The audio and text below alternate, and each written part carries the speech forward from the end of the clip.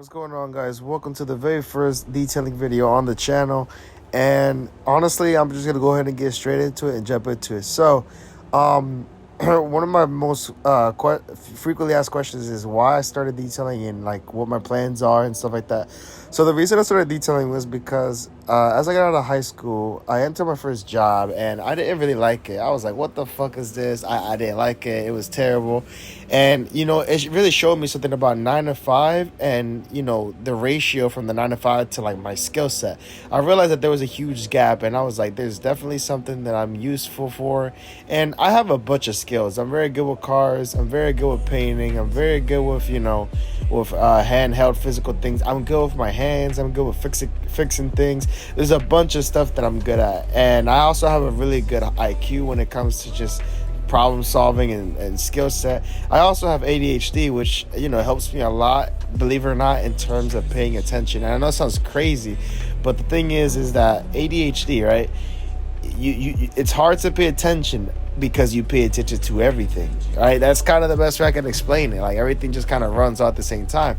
So there was a lot of things that I kind of struggle with, like that, but then like just things in general. But then there's things that kind of help me calm me down, if that makes sense, and it kind of helps me focus. So the best way I can describe that is like a puzzle. So a puzzle, a fidget spinner, anything like that, right?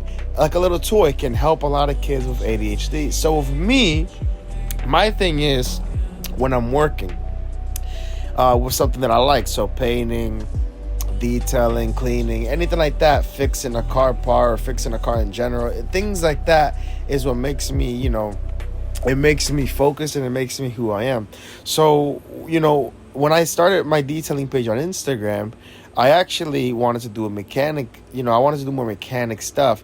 But then I realized that, it's better to actually just start off with, detailing and then eventually incorporate mechanic works into it. Because detailing would be an easier platform to, in other words, create a business with. And then a mechanic could just follow off, hey, I'll detail your car and I can also work on it.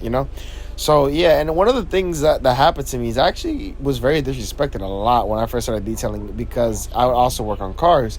And a lot of the people that I knew, and, not a lot, but, there's a few people, they actually disrespected me like crazy. They're like, "Oh, you're just a detailer, not a mechanic, this, that, and that." And when I had my car as well, my first or second car I owned was a Honda Accord. I would work on it a lot, and, sometimes I would abuse it. And some people would just tell me like, "Hey, like, be careful." Not, I understand that.